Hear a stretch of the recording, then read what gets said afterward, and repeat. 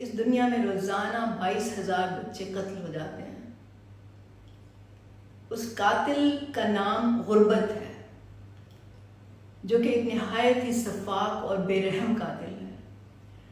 غربت کیوں پیدا ہوتی ہے، کون پیدا کرتا ہے، کیسے پیدا ہوتی ہے، ان سوالوں کے جواب دینا بہت ضروری ہے اگر ہم اس دنیا میں امن چاہتے ہیں، خوشحالی چاہتے ہیں، لوگوں کی بہتری چاہتے ہیں.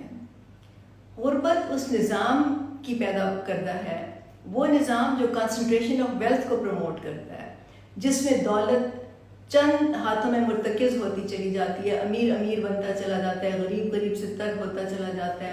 اگر آپ دیکھیں تو سڑکوں میں حادثات پہ غریب مرتے ہیں، جنگوں میں غریب مرتے ہیں، وار آن ٹیرر پہ غریب مرے ہیں لاکھوں کی تعداد میں.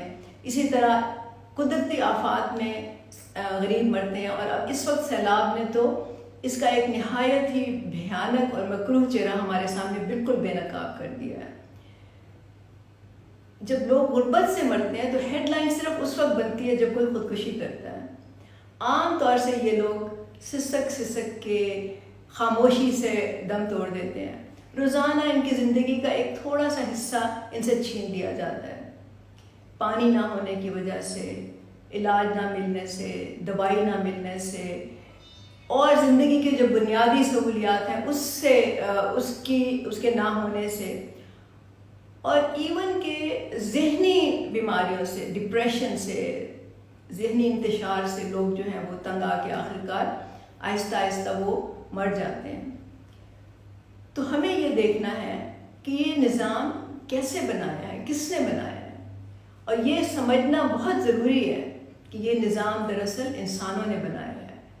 تو اگر آپ دیکھیں تو انسان ہی ان بچوں کے قاتل ہیں، نہ صرف ان بچوں کے بلکہ ان تمام لوگوں کے جو غربت سے مر جاتے ہیں. اور یہ نظام جو ہے اگر انسانوں نے بنایا ہے تو اس کو بدلنا، اس کو ختم کرنا بھی انسانوں کی ہی ذمہ داری ہے، اور وہ انسان میں اور آپ ہیں.